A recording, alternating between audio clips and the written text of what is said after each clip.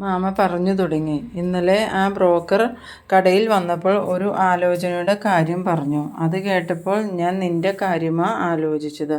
എൻ്റെ കുറവുകളൊക്കെ മാമയ്ക്ക് അറിയുന്നതല്ലേ. എന്നിട്ടും എന്തിനാ മാമ? ആ കുറവുകൾ തന്നെയാണ് അവർക്കും ആവശ്യം.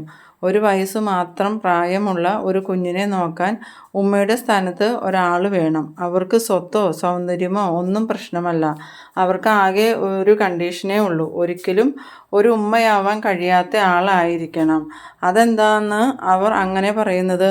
അതൊരു പക്ഷേ വരുന്ന പെണ്ണിന് മറ്റൊരു കുഞ്ഞുണ്ടായാൽ ഈ കുഞ്ഞിനെ വേണ്ടത്ര ശ്രദ്ധിക്കില്ലെന്ന് കരുതിയാവാം.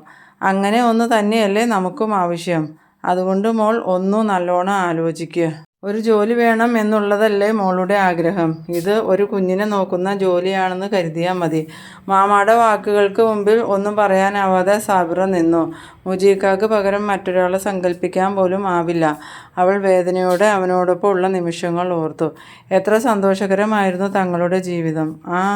ഒരു കുഞ്ഞ് എന്നുള്ള ചോദ്യം ഉയർന്നു വന്നതോടെ എല്ലാ സന്തോഷവും കെട്ടടങ്ങി. എന്നാലും അന്നൊക്കെ മുജീബിക്ക കൂടെ ഉണ്ടായിരുന്നു. ഇപ്പോൾ അതുമില്ല. ഇല്ല മാമ, എന്നെക്കൊണ്ട് പറ്റില്ല. മുജീബിക്കാക്ക് പകരം മറ്റൊരാളെ ഭർത്താവായി കാണാൻ ഈ ജന്മം എനിക്കാവില്ല. എങ്കിൽ നീ ജീവിതകാലം മുഴുവൻ അവനെയും ഓർത്ത് ഇവിടെ നിന്നോ. ആ കുഞ്ഞിനെ നോക്കാൻ ഒരു ഉമ്മയെ വേണമെന്ന് അവർ പറഞ്ഞുള്ളൂ. അല്ലാതെ നിന്നെ അയാൾക്ക് ഭാര്യയായി വേണമെന്ന് പറഞ്ഞില്ല. നിനക്കൊരു കുഞ്ഞിൻ്റെ ഉമ്മയാകാൻ കഴിയില്ല. എന്നാൽ പിന്നെ ആ കുഞ്ഞിനെ എങ്കിലും നോക്കി ജീവിച്ചുകൂടെ? നീ കൺമുന്നിൽ ഉള്ളപ്പോൾ മുജീബ് അവിടെ വേറൊരു പെണ്ണും കെട്ടി അവളുടെ കൂടെ ജീവിക്കുകയല്ലായിരുന്നോ? പിന്നെ നീ മാത്രം അവനെയും ഓർത്തിരുന്നിട്ട് എന്തിനാ? ശരിയാണ് നിങ്ങൾ പറഞ്ഞതെല്ലാം. ഒരിക്കൽ പോലും മുജീബ് എന്നെപ്പറ്റി ചിന്തിച്ചിട്ടില്ല. ചിന്തിച്ചിരുന്നെങ്കിൽ ഇങ്ങനെ ഒന്നും ചെയ്യാൻ പറ്റില്ലായിരുന്നു. വീണ്ടും മാമ തുടർന്നു. മോളെ, എൻ്റെ കാലശേഷം നീ എങ്ങനെ ജീവിക്കും എന്നോർത്താ ഇപ്പം എൻ്റെ പേടി. ഒരു കുഞ്ഞില്ലാത്തത് കൊണ്ടല്ലേ നിൻ്റെ ജീവിതം ഇങ്ങനെയൊക്കെ ആയത്. ഇപ്പോൾ പടച്ചവനായിട്ട് നിനക്ക് ഉമ്മയാവാൻ ഒരവസരം തന്നിരിക്കുകയാണ്. അത് നീയായിട്ട് നഷ്ടപ്പെടുത്തരുത്. ഒരു പക്ഷേ നിനക്ക് അങ്ങനെ ഒരു ഭാഗ്യം തരാതിരുന്നത് ആ കുഞ്ഞിനു വേണ്ടി പടച്ചവൻ നിന്നെ കണ്ടുവച്ചത് കൊണ്ട് തന്നെയായിരിക്കും. മാമ പറഞ്ഞത് ശരിയാണ്. പടച്ചവൻ എനിക്കൊരു കുഞ്ഞിൻ്റെ ഉമ്മയാവാനുള്ള അവസരം തന്നു. പക്ഷേ എൻ്റെ കഴിഞ്ഞ ജീവിതം മറക്കാൻ എനിക്ക് പറ്റുമോ? 5 വർഷം അയാളുടെ കൂടെ കഴിഞ്ഞതല്ലേ അതൊക്കെ ഞാൻ എങ്ങനെയാണ് മറക്കുന്നത്? നീ അതൊക്കെ മറക്കണം. അവനെ ഓർത്തിരുന്നിട്ട് ഒരു കാര്യവുമില്ല. നിന്നെ മനസ്സിലാക്കാൻ പറ്റാത്തവരെ നിനക്കെന്തിനാ? എല്ലാം മറക്കാൻ മോള് മനസ്സിനെ പാകപ്പെടുത്തണം. മുജീബും മുബീനയും ഹണിമൂണൊക്കെ കഴിഞ്ഞ് വീട്ടിൽ വന്ന് കയറിയതും വീട് ആകെ അലങ്കോലമായി കിടക്കുന്നത് കണ്ട് ഉമ്മയോട് ചോദിച്ചു. ഇതെന്താ ഉമ്മ, ഈ വീടിങ്ങനെ ആകെ നാശമായി കിടക്കുന്നത്? ഒന്ന് തൂത്ത് വാരിക്കൂടെ? എൻ്റെ കാലും വെച്ച് ഞാൻ എങ്ങനെ ഇതൊക്കെ ചെയ്യാനാ? എന്തായാലും നിങ്ങൾ വന്നല്ലോ, ഇനി ഇതെല്ലാം മുബീന മോൾ ചെയ്തോളും. ഇത് കേട്ടതും മുബീന മുജീബിൻ്റെ നേരെ നോക്കി. സാബിറ ഇവിടെ ഇല്ലേ? ഇല്ല. അവൾ എന്തിയെ? മുജീബ് ചോദിച്ചു. അവളെ ഞാനങ്ങ് പറഞ്ഞു വിട്ടു. നിങ്ങൾ പോയതിനു ശേഷം അവളെയും നജീബിനെയും മുറിയിൽ ഒരുമിച്ച് കണ്ടപ്പോൾ ഞാൻ ഇറക്കി വിട്ടതാണ്.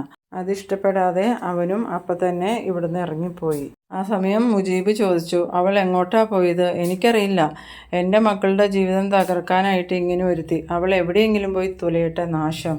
മുജീബ് മറുപടിയൊന്നും പറയാതെ റൂമിലേക്ക് പോയി. ഇതെല്ലാം ക്ലീൻ ചെയ്യണമല്ലോ എന്നോർത്ത് വിഷമത്തിൽ മുബീനയും. ഇതേസമയം സാബിറയെ പെണ്ണ് കാണാനായിട്ട് അവർ വന്നു. ചെറുക്കൻ ഉണ്ടായിരുന്നില്ല. ചെറുക്കൻ്റെ ഉമ്മ മാത്രമേ വന്നിട്ടുണ്ടായിരുന്നു. ഉമ്മ പറഞ്ഞു, അവൻ വന്നിട്ടില്ല, എന്നോട് പോയാൽ മതിയെന്ന് പറഞ്ഞു. അല്ലേലും അവന് ഇതിലൊന്നും താല്പര്യമില്ല. എനിക്ക് വയസ്സും പ്രായമൊക്കെ ആയില്ലേ, അതുകൊണ്ട് ഈ കുഞ്ഞിനു വേണ്ടി അവൻ സമ്മതിച്ചു എന്നേ ഉള്ളൂ. അവൻ ജോലിക്ക് പോയി കഴിഞ്ഞാൽ മോളെ നോക്കാൻ ആരെങ്കിലും കൂടെ തന്നെ വേണം. പിന്നാലെ ഓടാൻ ഈ പ്രായത്തിൽ എനിക്ക് പറ്റില്ലല്ലോ. സാബിറ അവർക്ക് മുന്നിൽ ചായയുമായി വന്നു. തൻ്റെ സങ്കടം കണ്ണീരായി പുറത്തു വരാതിരിക്കാൻ അവൾ നന്നായി പാടുപെട്ടു. ഈ സമയത്ത് ആ കുഞ്ഞു ചിരിയിലാണ് അവരുടെ മടിയിലിരിക്കുന്ന കുഞ്ഞിനെ സാബിറ ശ്രദ്ധിച്ചത്. വാത്സല്യത്തോടു കൂടി അവൾ അതിനെ ഒന്ന് നോക്കി. ആ കുഞ്ഞിൻ്റെ പുഞ്ചിരി കണ്ടതും അവൾ വിഷമങ്ങളെല്ലാം മറന്ന് പുഞ്ചിരിച്ചു. എന്താ മോളുടെ പേര്? സാബിറ കുഞ്ഞിനോട് ചോദിച്ചു. മിന്നു എന്നാ അവൻ വിളിക്കുന്നത്. സാബിറ സ്നേഹത്തോടെ അവളുടെ നേരെ കൈ നീട്ടിയെങ്കിലും മോൾ അവളുടെ അടുത്ത് പോകാൻ ആദ്യം ഒന്ന് മടിച്ചു. പരിചയമില്ലാത്ത ആരുടെയും അടുത്ത് മോൾ പോവില്ല. അങ്ങനെയാ അവൻ കൊണ്ടു നടക്കുന്നത്. സാബിറ മോളുടെ നേരെ ബിസ്ക്കറ്റ് എടുത്ത് നീട്ടിയതും അവളുടെ കയ്യിൽ നിന്നും മോളത് വാങ്ങി. പക്ഷേ എടുക്കാനായിട്ട് കൈ നീട്ടിയതും മോളത് സമ്മതിച്ചില്ല. അവളെ ഒന്ന് കയ്യിലെടുക്കാൻ സാബ്രയിലെ അമ്മ മനസ്സ് കൊതിച്ചു. മോളുടെ നോട്ടം അവിടെ കാണുന്ന പൂവിലാണെന്ന് കണ്ടതും അവൾ പൂവെടുത്ത് മോളുടെ നേരെ നീട്ടി. മോൾ അത് വാങ്ങാനായി അവളുടെ കുഞ്ഞു കൈകൾ നീട്ടിയതും സാബി അത് മോളുടെ കയ്യിൽ കൊടുക്കാതെ മോളുടെ നേരെ കൈ നീട്ടി. ആ പൂ വല്ലാണ്ട് മോളെ ആകർഷിച്ചു. പൂവിനു വേണ്ടി മോൾ സാബിയുടെ അടുത്തേക്ക് ചാടി. അവൾ കുഞ്ഞിൻ്റെ കയ്യിൽ പുഞ്ചിരിയോട് ഉമ്മ വെച്ചു. അവൾക്ക് മോളെ തിരിച്ചു കൊടുക്കാൻ തോന്നിയില്ല.